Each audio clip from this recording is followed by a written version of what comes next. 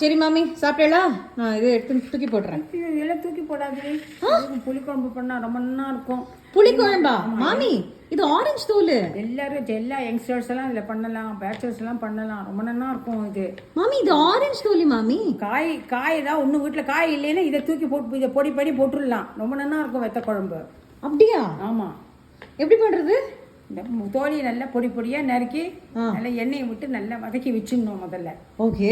அதுக்கப்புறம் இன்னொரு கடாயில எண்ணெயை விட்டு கடுகு, வெந்தயம், கொஞ்சம் துவரம்பருப்பு, இது வரமிளகா இல்லைன்னா பச்சை மிளகா எது பிடிக்கும். பச்சை மிளகா போட்டு கருவேப்பிலையை போட்டு பெருங்காயம் போட்டு நல்லா வறுத்துட்டு அதில் புளி ஜலத்தை விடணும். கொஞ்சமா புளி விடணும். ஏன்னா இந்த தோலியில இது இருக்கு, புளிப்பு இருக்கு, தன்மை இருக்கு.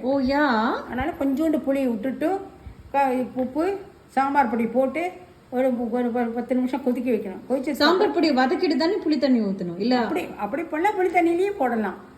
ஒவ்வொரு மாதிரி பண்ணுவான். ஓகே. போட்டு இந்த நல்லா 10 நிமிஷம் கொதிச்சதுக்கு அப்புறம் இந்த தோலி அதில் போட்டு கொஞ்சோண்டு கொஞ்சம் வெல்லம் போடணும். வெல்லம் போட்டால் எதுக்கு போடுறதுனாக்க இந்த கசப்பு தன்மை இருக்கும், கொஞ்சம் அதில் புளிப்பு இருக்கும். வெல்லம் போட்டால் அந்த புளிச்செல்லாம் புளி குழம்பு நல்லா சூப்பராக வரும். இறக்கி வச்சுட்டு நல்லா கொதிக்க வச்சுட்டு ஒரு 5 நிமிஷம் இறக்கி வச்சுட்டாக்கா சூப்பராக இருக்கும் இது. மாமி ஆர் யூ ஷுவர்? சேலம் மாமி கேரண்டி பண்ணி பாரு. நான் 10 தடவை பண்ணியிருக்கேன். ரொம்ப நல்லா வந்திருக்கு. ஓகே. பாய். பாய்.